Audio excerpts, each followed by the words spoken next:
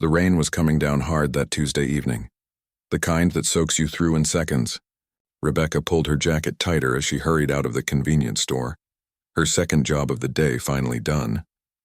Her feet ached, her back hurt, and all she wanted was to get home to her daughter. She had exactly $23 in her wallet until Friday, and she'd just spent $8 of it on milk, bread, and pasta for the week. As she walked toward her old car in the parking lot, something made her stop. A sound. Crying. Not the angry kind, but the scared, helpless kind that makes your heart squeeze. She turned and saw a little boy sitting on the bench outside the store, hugging his knees to his chest. He couldn't have been more than 6 or 7 years old. Rebecca looked around. The parking lot was nearly empty now. Where were his parents? She glanced at her watch. It was almost 8:30. She really needed to get home. Her own daughter, Lily, was waiting with Mrs. Chen from next door, and Rebecca had promised to be back by 9. But the boy was still crying. She walked over slowly, not wanting to scare him. "Hey there," she said softly, crouching down to his level. "Are you okay? Where's your mom or dad?" The boy looked up at her with tear-stained cheeks. His eyes were red and puffy. He was wearing nice clothes, she noticed. A blue polo shirt, khaki pants, clean sneakers. Not the kind of kid who looked lost or abandoned. But here he was, alone and terrified. "I don't know," he whispered. "I don't know where they are." Rebecca felt her stomach drop. "What's your name, sweetheart?" "Daniel," he said quietly. "Okay, Daniel. I'm Rebecca. Can you tell me what happened? How did you get here?" Daniel wiped his nose with his sleeve. "I was with Miss Karen. She brought me to get ice cream. But then she got a phone call and she told me to wait right here. She said she'd be right back. But she never came back." Rebecca looked around again, more carefully this time. "Still no one. How long have you been waiting?" Daniel shrugged. "I don't know. A long time. It was still light outside when she left. That was at least 2 hours ago. Maybe more." Rebecca's mind raced. What kind of person leaves a child alone for that long? Where was this Miss Karen? And why hadn't anyone else stopped to help? "Do you know your phone number? Your address?" Rebecca asked. Daniel shook his head. "I know my dad's name, but I don't remember the numbers. Miss Karen always calls him. What about your address? Do you know what street you live on?" Another head shake. Fresh tears started rolling down his cheeks. "I want my dad," he whispered. Rebecca felt her eyes burning. She thought about Lily, her own little girl. If Lily were lost somewhere, scared and alone, she'd want someone to help her. She'd want someone to stay with her. "It's okay," Rebecca said, sitting down on the bench next to him. "We're going to figure this out. I'm going to stay right here with you until we find your dad, okay?" Daniel nodded, sniffling. Rebecca pulled out her phone. It was old and cracked, but it worked. She called the non-emergency police line first, but they told her if the child wasn't in immediate danger, she should try to locate the parents first. They suggested she check inside the store, ask if anyone had seen the person who dropped him off, so that's what she did.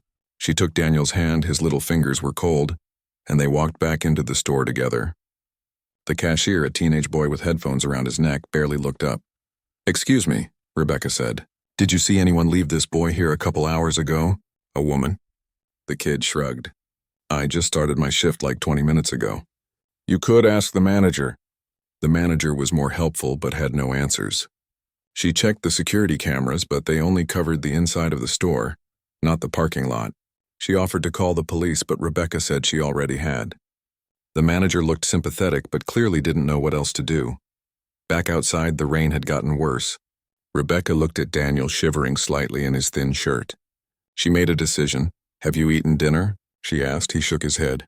"Come on then, let's get you something warm."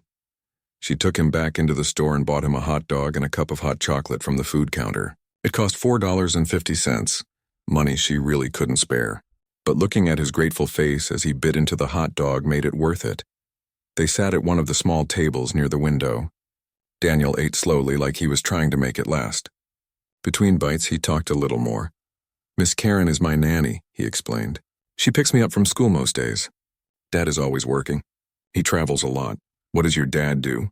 Rebecca asked, trying to keep him talking, keep him calm. "He has meetings," Daniel said. "Important ones." "That's what Miss Karen always says. He's important," Rebecca nodded. She wondered what kind of important job kept you away from your kids so much that a 6-year-old couldn't even remember his own phone number. Do you have any brothers or sisters? She asked. No, just me and Dad. Mom's gone. The way he said it so matter-of-fact made Rebecca's heart break a little. I'm sorry, honey. Daniel shrugged like he'd gotten used to it. It was a long time ago. I don't really remember her. They sat in silence for a moment. Through the window, Rebecca could see the rain still pouring down. She checked her phone. 8:55. She quickly texted Mrs. Chen, explaining there was an emergency and she'd be late. Her neighbor replied right away, saying not to worry. Lily was already asleep on her couch. By 9:30, Daniel's hot chocolate was gone and the store manager came over looking uncomfortable. I'm really sorry, she said, but we're closing in 30 minutes. Have you reached anyone? Rebecca shook her head. Not yet, the manager bit her lip. Maybe you should take him to the police station. They might have better resources to find his family. It made sense. Rebecca didn't want to involve the police if she didn't have to. She'd heard too many stories about kids getting lost in the system. But what choice did she have? This little boy needed to get home to his father. Okay, Rebecca said. We'll go there now. She stood up and held out her hand to Daniel. He took it without hesitation, and that small gesture of trust made her even more determined to help him. As they walked to her car, Daniel suddenly stopped. Rebecca? Yeah, sweetie? Thank you for staying with me. Miss Karen always says strangers are dangerous. But you're nice. Rebecca squeezed his hand gently. Not all strangers are dangerous, Daniel. And I promise we're going to find your dad. She unlocked her car, a beat-up sedan that rattled when it started. Daniel climbed into the back seat and Rebecca made sure his seatbelt was fastened tight. As she pulled out of the parking lot and headed toward the police station across town, she couldn't shake the feeling that this night was going to change everything. She just had no idea how right she was. The station was quiet when they arrived. A bored-looking officer at the front desk perked up when he saw them walk in. A grown woman and a small boy, both damp from the rain. Can I help you? He asked. Rebecca explained everything. How she found Daniel. What he'd told her about his nanny. How long he'd been alone. The officer's expression grew more serious as she talked. And you haven't been able to reach anyone? He asked. He doesn't know his phone number or address, Rebecca said. Just his first name and his dad's first name. The officer nodded and picked up the phone. Within minutes, 2 more officers appeared. One of them a woman with kind eyes who crouched down to talk to Daniel. She asked him gentle questions, the same ones Rebecca had asked, getting the same answers. They ran some searches in their system, looking for missing children reports. Nothing came up. No one had reported Daniel missing. Not his father, not the nanny, no one. That was the part that bothered Rebecca the most. How could no one have noticed this child was gone? The police station felt cold and harsh under the fluorescent lights. Daniel sat on a plastic chair, swinging his legs that didn't quite reach the floor. Rebecca stood nearby, unable to leave, even though the officers had told her she could go. Something kept her rooted to that spot. Officer Martinez, the woman with kind eyes, came back with a blanket and wrapped it around Daniel's shoulders. You're being very brave, she told him. Then she turned to Rebecca. We're going to need to take a full statement from you. And we'll need to figure out what to do with Daniel for tonight. Rebecca's stomach twisted. What do you mean? Well, we can't locate his family right now. We'll keep searching, of course, but in the meantime, he'll need somewhere to stay. We have emergency shelter care for situations like this. Daniel's head snapped up. His eyes went wide with fear. I don't want to go somewhere else, he said, his voice shaking. I want to stay with Rebecca. The officer looked surprised. Honey, you just met Rebecca a few hours ago. But she's nice, Daniel insisted. She bought me food. She stayed with me. Please don't make me go somewhere scary. Rebecca felt her heart squeeze. She looked at the officer, then at Daniel's frightened face. She thought about the emergency shelter, a place full of strangers where this already terrified child would spend the night alone. She thought about Lily, safe at home with Mrs. Chen. She thought about her tiny apartment, her empty bank account, all the very logical reasons why she shouldn't get more involved. Then she heard herself say, I can take him. Officer Martinez raised her eyebrows. Take him where? Home to my place. Just for tonight until you find his family. The words came out before Rebecca could stop them. I have a daughter around his age. I'm already set up for kids. I have food, a safe place. He'll be more comfortable there than in a shelter. The officer exchanged glances with her partner. That's very kind of you, but we'd need to run background checks. It's not a simple process. I'll wait, Rebecca said. However long it takes, and so she did. For the next 2 hours, Rebecca sat in that police station while they ran her name through every database they had. Criminal history, child welfare records, employment verification. They called her references. They even called her landlord. Daniel fell asleep on the chair next to her, his head resting against her arm. Around midnight, Officer Martinez came back with papers. "You're cleared," she said, sounding almost impressed. "Clean record, stable employment, good references. But this is just temporary, you understand? Probably just tonight. We'll have more information in the morning." Rebecca nodded and signed where they indicated. They gave her a case number, instructions to call if anything happened, and a list of things she needed to know about caring for a child in temporary custody. When she gently shook Daniel awake, his eyes opened slowly. "Are we going to your house?" he asked sleepily. "Yes, sweetie. We're going to my house." The drive home was quiet. Daniel stared out the window at the dark streets. Rebecca's mind raced with everything she needed to do. Where would he sleep? What would she feed him for breakfast? She had to work tomorrow afternoon at her second job, but maybe she could call in and explain the situation. When they pulled up to her apartment building, Daniel looked around with curious eyes. It wasn't much, Rebecca knew. A rundown complex in an older part of town. Cracked sidewalks, peeling paint. A flickering light in the hallway. But it was home. Mrs. Chen opened her door the moment she heard them in the hallway. "Rebecca!" I was so worried. "Is everything okay?" She looked at Daniel with obvious questions in her eyes. "It's a long story," Rebecca said quietly. "Thank you so much for watching, Lily. I'll explain everything tomorrow." "She's sleeping on your couch," Mrs. Chen said. I didn't want to move her. Inside her small apartment, Rebecca found Lily curled up under a blanket, her favorite stuffed rabbit tucked under her arm. Rebecca's heart filled with love and exhaustion and worry all at once. Daniel stood in the doorway, taking everything in. The tiny living room with its second-hand furniture, the kitchen that was barely big enough for 2 people, the posters Lily had drawn taped to the walls. It was nothing like the big house he'd mentioned earlier. "Are you hungry?" Rebecca asked. "Thirsty?" He shook his head. "Just tired. Okay, let me figure out where you can sleep." Her apartment had 2 bedrooms, one for her, one for Lily. The couch was occupied by her sleeping daughter. That left her bedroom. Rebecca grabbed some clean sheets and made up a small nest of blankets on the floor next to her bed. It wasn't ideal, but it would have to do. She found an old t-shirt of hers that Daniel could sleep in. It hung on him like a dress, but at least it was clean and soft. While he changed in the bathroom, Rebecca moved Lily to her bed, her daughter barely stirring. Then she came back to check on Daniel. He was standing in her bedroom looking at the photos on her dresser. Pictures of Lily at various ages. One of Rebecca at her high school graduation. Another of her parents taken years ago when they were still alive. "Is that your family?" Daniel asked. "Some of them," Rebecca said. "That's Lily, my daughter. You'll meet her in the morning. She looks nice." "She is. She's going to be very curious about you." Rebecca smiled. She's never had anyone stay over before. Daniel climbed into the makeshift bed on the floor. Rebecca tucked the blanket around him, the same way she did with Lily every night.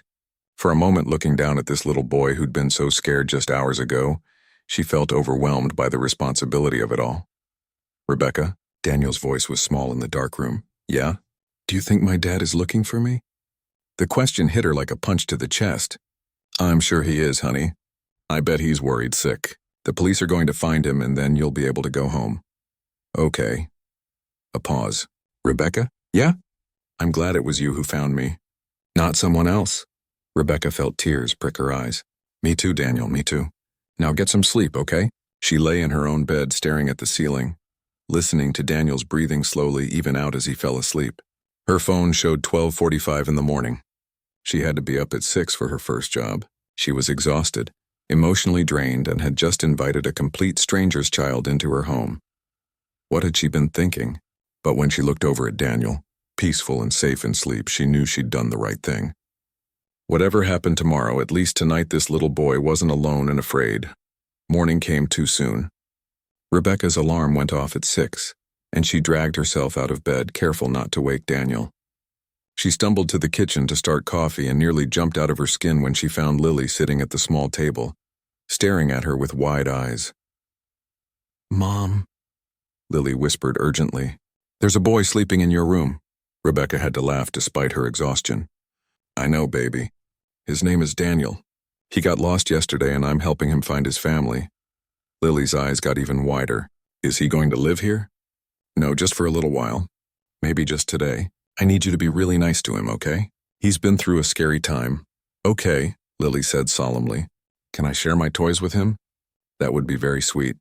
By the time Daniel woke up, Rebecca had managed to make pancakes, her specialty even on 5 hours of sleep. She'd called her first job and explained she needed the day off for a family emergency. They weren't happy, but they agreed. Her second job, the convenience store, was more understanding when she called them too. Daniel appeared in the kitchen doorway, looking small and lost in her oversized t-shirt.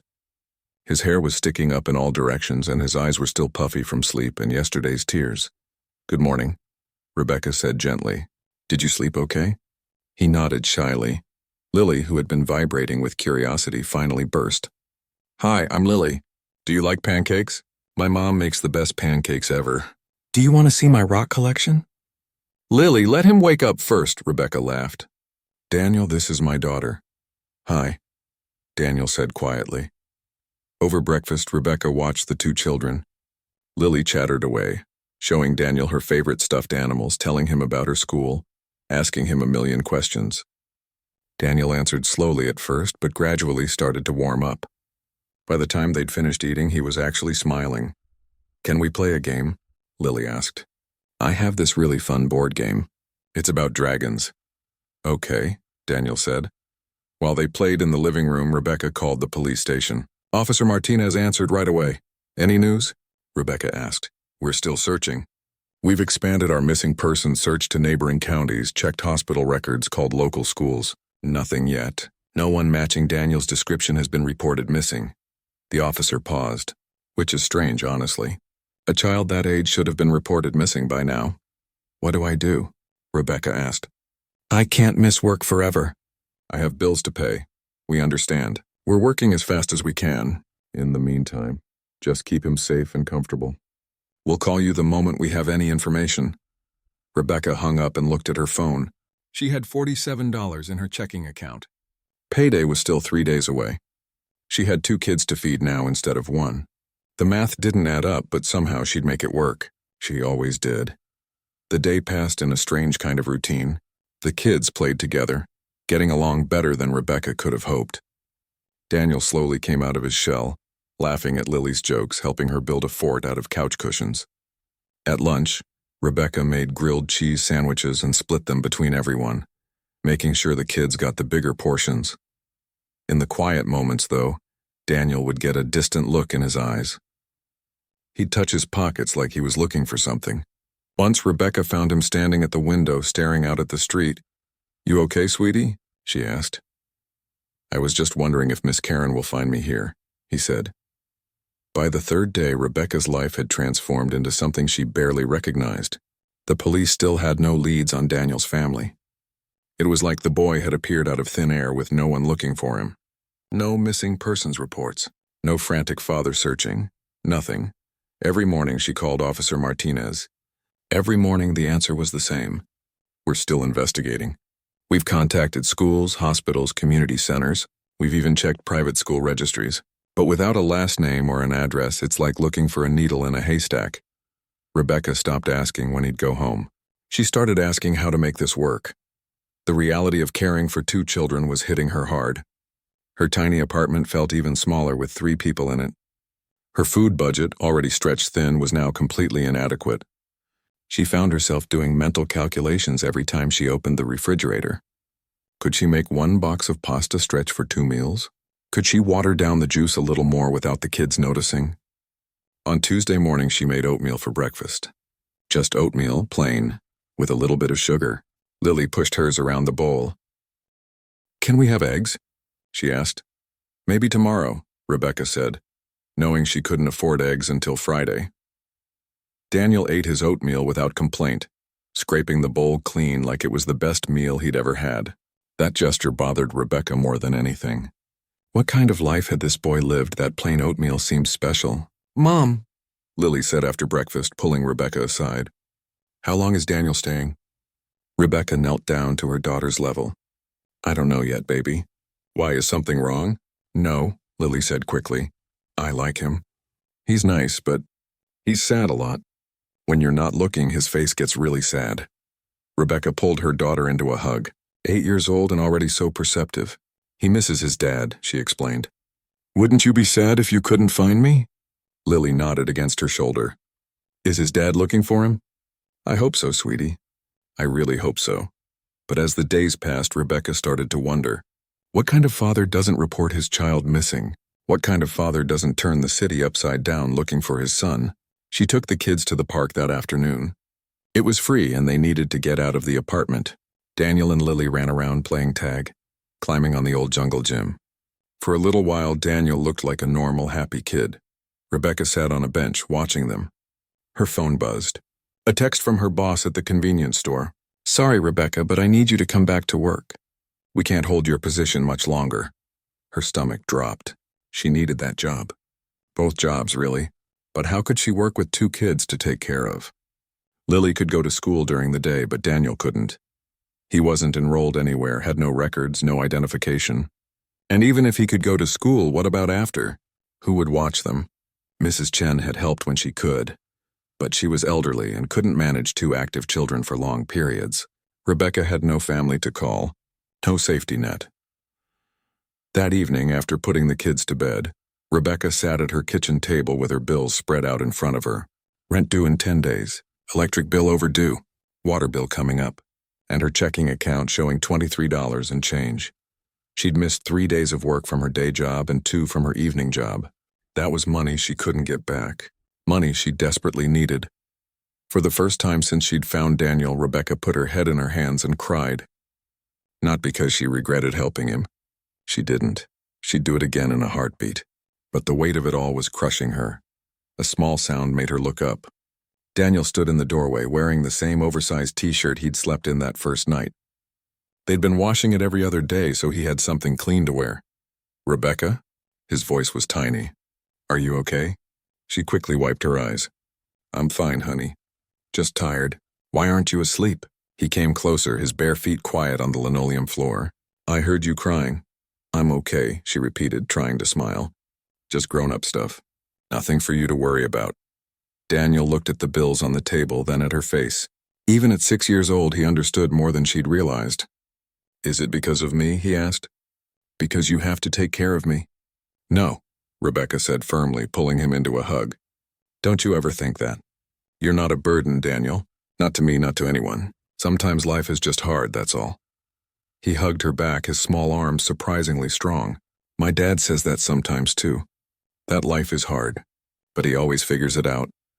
"Your dad sounds smart," Rebecca said. "He is." Daniel pulled back and looked at her seriously. "He's really important. He has lots of money. When he finds me, I'll tell him you helped me. He'll help you too. He helps lots of people." Rebecca's heart ached. This poor kid, still believing his father was out there searching for him, still believing someone was coming. "That's sweet, Daniel. But I don't need help. I just need to make sure you're safe and happy while we wait for your dad." The next morning brought a new problem. Lily woke up with a fever. Nothing serious, but she needed to stay home from school, which meant Rebecca definitely couldn't work. She called both her jobs again, her hands shaking as she explained. The convenience store manager was sympathetic but firm. "Rebecca, I'm sorry, but I have to let you go. I need someone reliable who can show up for their shifts." Just like that, half her income disappeared.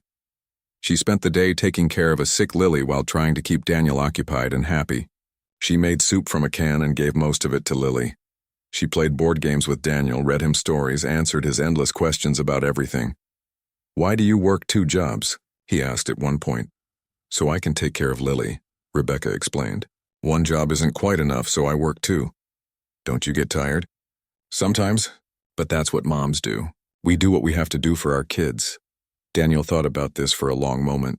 "Miss Karen says my dad works a lot because he has to take care of me too. But he's not there very much. Miss Karen is there more." "Where is Miss Karen usually?" Rebecca asked, trying to sound casual. Is she there when you go to bed? When you wake up? Yeah, she lives at our house. She has her own room. She makes my breakfast and takes me to school and picks me up. She helps me with homework. Dad is home sometimes, but he's usually in his office working or he's traveling. Rebecca felt a pang of sadness for this little boy. Rich or not, important father or not, he sounded lonely. Do you and your dad ever do fun things together? Daniel brightened a little. Sometimes. He took me to a baseball game once. And sometimes he reads to me before bed when he's home. But mostly it's Miss Karen. Do you like Miss Karen? She's nice, Daniel said carefully. But she's not like you. What do you mean? She doesn't play games with me.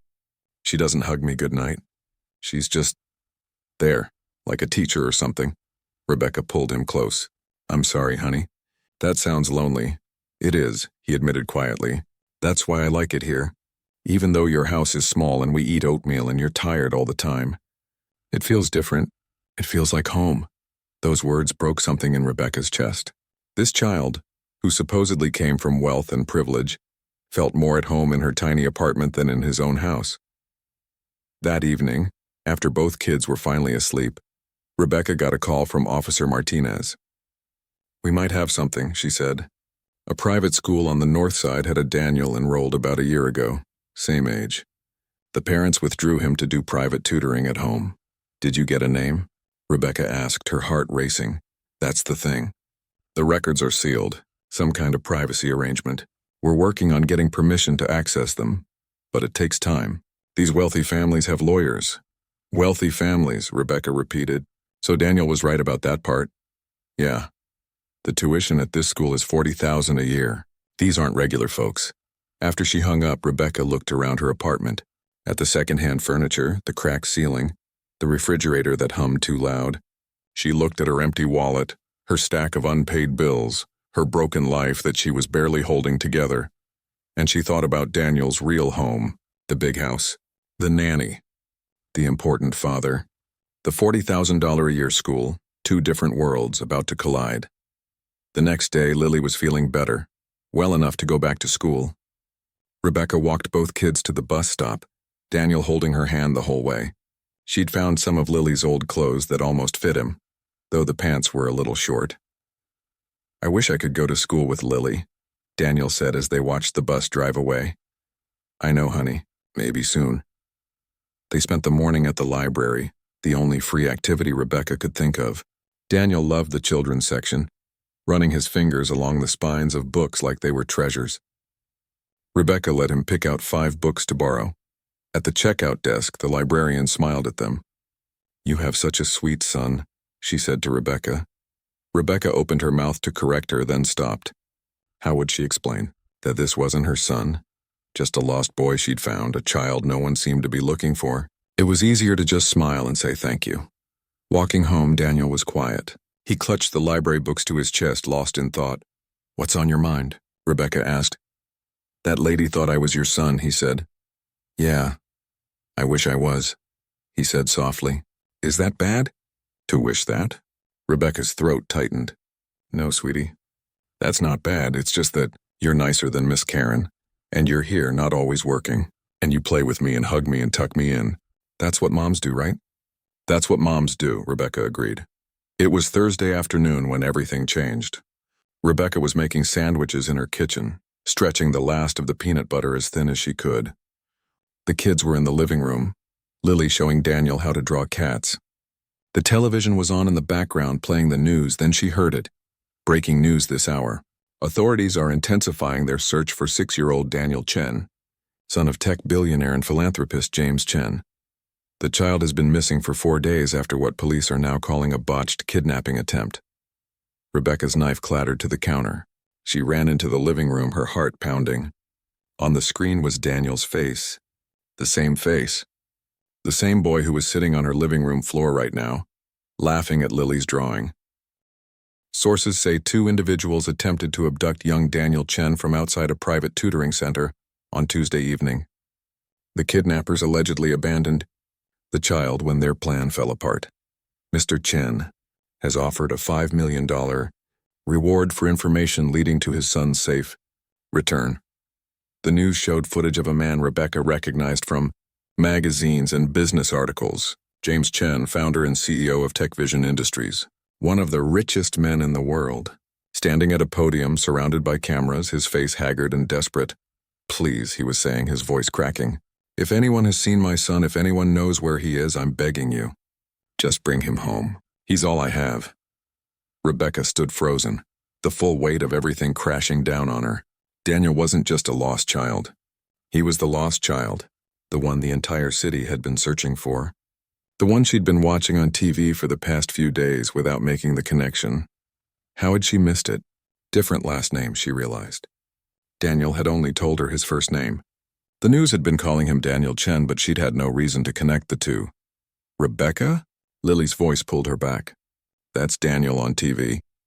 Daniel looked up at the screen, at his own face staring back at him. At his father pleading for his return. His eyes went wide. "That's my dad," he whispered. "That's my dad. He is looking for me." Rebecca's mind raced. She needed to call the police. Right now. This second. But her feet wouldn't move. She stared at the TV as the news showed more footage. Police cars, search teams, helicopters, they'd been looking everywhere. Everywhere except her tiny apartment. "I need to make a phone call," Rebecca said, her voice shaking. She grabbed her phone and dialed Officer Martinez with trembling fingers. "Officer Martinez," she said the moment the call connected. "I just saw the news. Daniel Chen, the missing boy everyone's looking for. He's here. He's with me." There was a stunned silence on the other end. "What? The boy I found?" "The one I called about on Tuesday. It's him." "It's Daniel Chen. Are you absolutely certain?" "Yes, he's watching himself on the news right now." "Don't move. Don't go anywhere. We're sending units to your location immediately." Rebecca hung up and sank onto the couch. Daniel was still staring at the TV, tears streaming down his face. "My dad is looking for me," he kept saying. "He's really looking for me." "Of course he is, sweetie," Rebecca said, pulling him close. "He loves you so much." "Miss Karen didn't leave me," Daniel said, his words tumbling out. "Those bad people took her phone. She tried to fight them. She tried to stop them. But they pushed me into a car. They were yelling. They were angry. Then they stopped the car and told me to get out. They just drove away and left me there. I didn't know where I was. I walked and walked until I found the store." Rebecca's blood ran cold. He'd been kidnapped. Not abandoned by his nanny, but taken by criminals who'd panicked and dumped him. This little boy had been through so much more than she'd realized. "It's okay now," she said. "You're safe. And your dad is coming for you." The police arrived within 15 minutes. Not just Officer Martinez, but what looked like half the force. Cars surrounded her apartment building. Officers in tactical gear, detectives, and moments later, more vehicles. Black SUVs with tinted windows. Rebecca opened her door to chaos. Officers swept into her apartment, securing the area like they were expecting an attack. Officer Martinez went straight to Daniel, kneeling down to his level. "Daniel, do you remember me? We met at the police station." He nodded, wiping his tears. "Your dad is on his way. He's going to be here very soon." "Are you hurt? Did anyone hurt you?" "No," Daniel said. "Rebecca took care of me. She kept me safe." All eyes turned to Rebecca. A detective in a suit approached her, his expression unreadable. "Ms. Torres?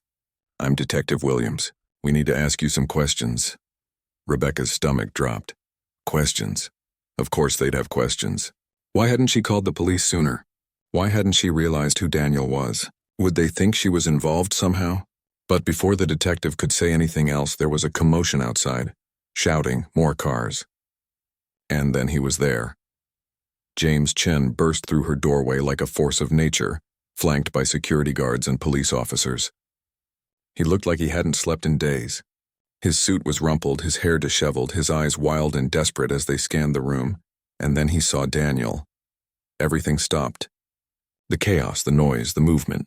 "Everything just stopped, Daniel," James whispered. Then louder, broken. "Daniel!" Daniel scrambled to his feet. "Dad!" They met in the middle of Rebecca's tiny living room, James dropping to his knees and crushing his son in his arms. He was crying openly, his whole body shaking with sobs as he held Daniel like he'd never let go. "My boy," James kept saying. "My boy, my boy, my boy." Rebecca felt tears streaming down her own face. Lily pressed against her side, watching the reunion with wide eyes. They stayed like that for what felt like forever. Father and son, reunited. When James finally pulled back, he was cupping Daniel's face in his hands, looking at him like he was trying to memorize every detail. Are you okay? Are you hurt? Did they hurt you? I'm okay, Dad. Rebecca took care of me. James looked up for the first time, his eyes finding Rebecca. She felt pinned by that gaze, by the intensity of emotion there. Gratitude, relief, something deeper she couldn't name. He stood slowly, still holding Daniel's hand, and walked over to her. Up close, James Chen was taller than he'd looked on TV, more imposing. But his eyes were red from crying and his voice shook when he spoke. You found my son? Rebecca nodded, not trusting her voice. You kept him safe. Another nod. I don't. James's voice broke. I don't know how to thank you. I don't have words. You saved his life. I just did what anyone would do, Rebecca managed to say. No. James shook his head firmly. No, you did what most people wouldn't. You took a stranger's child into your home. You cared for him when no one else did. He had to stop, overcome with emotion. One of the security guards stepped forward. Sir, we should get Daniel to the hospital. He needs to be examined. James nodded, but he didn't move. He was looking around Rebecca's apartment now, taking in the cramped space, the worn furniture, the obvious signs of poverty. His eyes landed on the table where her bills were still spread out. On the nearly empty refrigerator, she could see through the open kitchen doorway. On Lily's patched jacket hanging by the door. You have a daughter, he said, noticing Lily for the first time. Yes, this is Lily. Hi, Lily said quietly, suddenly shy in front of all these important people. James crouched down to her level, too. Did you share your toys with Daniel? Yes, sir. And my books. And my room. He slept in Mom's room, but he played in my room. James looked back at Rebecca, something like wonder in his eyes. You gave him your room? Just to play in, Rebecca said. He slept on the floor next to my bed. You gave him your food. Your time, your home. James stood up again. And you asked for nothing in return. He needed help, Rebecca said simply. What else was I supposed to do? James stared at her for a long moment. Then he turned to one of his assistants who'd appeared in the doorway. Get their information, everything, address, phone number, bank details, everything. Dad? Daniel tugged on his father's hand. Rebecca lost her job because of me. She couldn't go to work because she had to take care of me. James's head snapped toward Rebecca. You lost your job? Just one of them, Rebecca said quickly. It's fine. It's not fine. James looked at his assistant again. Make a note, Ms. Torres lost income caring for my son. We'll need to address that. He turned back to Rebecca. I'm offering a $5 million reward for information leading to Daniel's safe return. That reward is yours. Rebecca felt like the floor had dropped out from under her. What? $5 million? It's yours. No. The word came out automatically. No, I can't take that. Why not? You found him. You kept him safe. You more than earned it. I didn't do it for money, Rebecca said. I did it because he's a child who needed help. You can't pay someone for basic human decency. James looked stunned. Behind him, his assistants and security guards exchanged shocked glances. Even the police officers seemed surprised. Ms. Torres, James said carefully, that's a life-changing amount of money. I know. You could pay off your debts, buy a house, never worry about bills again. I know, Rebecca repeated. Her hands were shaking, but her voice was steady. And I'm not saying I don't need money. I do, desperately. But I can't take $5 million for doing the right thing. It doesn't feel right. Daniel was looking between them, confused. Lily was tugging on Rebecca's shirt. Mom, she whispered urgently. That's a lot of money. I know, baby. James ran a hand through his hair, looking completely baffled. I don't understand. People don't just turn down $5 million. I'm not most people. That's becoming very clear. James took a deep breath. Okay, we'll table the reward discussion for now. The hospital visit confirmed what Rebecca already knew. Daniel was physically fine. A little dehydrated, a little tired, but otherwise healthy. Emotionally, though, that was a different story. The doctors recommended counseling to help him process the trauma of the kidnapping. Rebecca watched from the waiting room as James held his son, refusing to let him out of his sight. She'd been invited to come along, though she wasn't sure why. The case was closed. Daniel was with his father. Her part in this story was over. She should go home. Get back to her life. figure out how to pay next month's rent with only one job, but James had asked her to stay. "Please," he'd said. "Daniel keeps asking for you. I think it would help him to have you nearby." So she stayed with Lily curled up beside her, half asleep after all the excitement. They waited while doctors examined Daniel, while detectives interviewed him gently about what he remembered, while social workers assessed his well-being. Hours passed. It was nearly midnight when James finally emerged from Daniel's hospital room. He looked exhausted, but relieved. "He's sleeping," James said, sitting down heavily in the chair next to Rebecca. For a moment they sat in silence, two strangers brought together by impossible circumstances. "The kidnappers were arrested an hour ago," James said quietly. "They were trying to flee the state. The nanny, Karen, she's in the hospital too. They beat her pretty badly when she tried to stop them. She's been worried sick about Daniel." "I'm glad she's okay," Rebecca said. "Daniel was worried about her too," James nodded. He was quiet for a long moment, staring at his hands. "I owe you an explanation," he said finally. "You don't owe me anything." "I do." He looked at her. "You must think I'm a terrible father. That I didn't even know my son was missing for hours. That no one reported it." Rebecca didn't say anything. She'd wondered about that, yes. But it wasn't her place to judge. "Karen tried to call me," James continued, "when the kidnapping happened. But I was in a board meeting. I have a rule.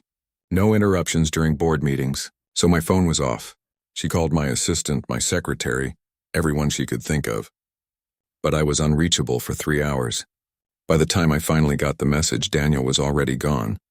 The kidnappers had already panicked and dumped him somewhere." His voice was thick with guilt. "Those 3 hours, if I'd just answered my phone, if I'd just been available, the police could have found him right away. Instead, my son spent days thinking no one was looking for him." "He never stopped believing you'd find him," Rebecca said softly. "Every day he talked about you, about how important you were, how you'd figure it out." James's eyes filled with tears. "I don't deserve that faith. I'm never there. I'm always working, always traveling, always in some meeting. I tell myself it's for him, that I'm building a future for him. But the truth is I've been missing his present." "You're here now," Rebecca said, "because I almost lost him." James wiped his eyes. "It took almost losing my son to realize what an idiot I've been." "Do you know what he told the doctors when they asked him about the past few days? He said the best part was playing board games with you and Lily, not being rescued, not coming home, playing board games in a tiny apartment with a woman who could barely afford to feed him." Rebecca felt her cheeks burn. "I did my best. I know you did. That's what kills me. You gave him more in 3 days than I've given him in months. You were there. You played with him. You listened to him. You tucked him in at night. All the things I should be doing, but I'm not." "It's not too late," Rebecca said. "He's still young. You can change." "I will." James's voice was firm. "I'm already changing. I've canceled my next 3 business trips. I've delegated half my responsibilities to my executive team. I'm taking a month off work, just to be with him, to rebuild what I almost lost." "That's good," Rebecca said. "That's really good." They sat in silence again. Lily had fallen completely asleep now, her head in Rebecca's lap. Rebecca stroked her daughter's hair absently, thinking about the past few days, about how quickly life could change, about the strange connections that could form between people from completely different worlds. "Ms. Torres," James said. "Rebecca, please." "Rebecca." He turned to face her fully. "I need to do something for you. I can't just let you walk away after what you've done. Please let me help you. I told you I don't want the reward money. I know. Which is why I have a different proposal." James leaned forward. "You lost your job taking care of my son. That's not right. Let me help you find a new one. A better one. My company has dozens of positions. Human resources, administration, project management. We can find something that fits your skills." Rebecca shook her head. "I appreciate the offer, but I don't have a college degree. I barely graduated high school. I'm not qualified for those kinds of jobs. Then let me pay for you to go to college. You and Lily, full scholarships, both of you. Whatever you want to study." "That's too much. It's not enough." James's voice was passionate now. "Rebecca, do you understand what you did? You saved my son's life, not just physically but emotionally. You showed him what a real home feels like, what love looks like. what it means to be cared for. That's priceless, literally priceless, and you won't let me pay you for it. Because it's not something that should be paid for. Then let me honor it. Let me show my gratitude in a way that actually helps you and your daughter. Please. Rebecca looked down at Lily, sleeping peacefully. She thought about her mounting debts, her empty refrigerator, the constant stress of never having enough. She thought about Lily's future, about giving her daughter opportunities she never had. What if, James said carefully, we frame it differently, not as payment, not as a reward, but as an investment in kindness. You showed incredible kindness to my son. Let me show kindness to you and your daughter, not because I owe it to you, but because I want to, because the world needs more people like you, and I want to make sure you and Lily have the resources to keep being those people. Rebecca felt tears building. I don't know what to say. Say yes. Let me set up education funds for both of you. Let me help you find stable housing. Let me make sure you never have to choose between paying rent and feeding your daughter. Not because you earned it by finding Daniel, but because you deserve it just for being who you are. Dad? A small voice came from the hospital room doorway. Daniel stood there in a hospital gown, looking tiny and vulnerable. I can't sleep without Rebecca tucking me in. James and Rebecca both stood. Sweetie, I'm not family, Rebecca said gently. I should probably go home now. Your dad is here. Please? Daniel's eyes filled with tears. Just one more time? Rebecca looked at James, who nodded. Please, he echoed his son. So Rebecca went into that hospital room and tucked Daniel into the hospital bed, just like she'd done for 3 nights in her own bedroom. She smoothed his hair back, adjusted his blanket, and kissed his forehead. You're going to be okay now, she whispered. Your dad loves you so much. He's going to be here for you. I know, Daniel said, but I'm going to miss you. And Lily? We'll miss you too. Can I still see you? Sometimes? Rebecca looked over her shoulder at James, who nodded immediately. Of course you can, she said. Whenever you want. Promise? Promise. Daniel's eyes were already closing, exhaustion finally winning. Within minutes, he was asleep. Rebecca quietly left the room, collected a groggy Lily, and headed toward the elevator. James followed them. Rebecca, wait. We didn't finish our conversation. She turned. Mr. Chen, James, I need to think about everything. It's been a really long day. A really long week. I just need some time to process all of this. Of course, take all the time you need. He pulled out his wallet and extracted a business card. This has all my contact information. My personal cell number's on the back. Call me when you're ready to talk. Day or night, I mean it. Rebecca took the card, feeling its expensive weight in her hand. Thank you. For everything. No, James said firmly. Thank you. The story should have ended there. The lost child found. The grateful father reunited with his son. The humble hero returning to her ordinary life. But that's not how it ended at all. 3 days later, Rebecca got a call from an unknown number. When she answered, it was James's assistant. Ms. Torres? Mr. Chen wanted me to reach out. He's organized a press conference for tomorrow afternoon. About Daniel's rescue. He'd like you to be there. Rebecca's stomach dropped. A press conference? Why? He wants to publicly thank you for saving his son. The media has been demanding answers about who found Daniel and how. Mr. Chen feels it's important to tell your story. I don't want to be in the media, Rebecca said quickly. I don't want attention. Mr. Chen anticipated you might say that.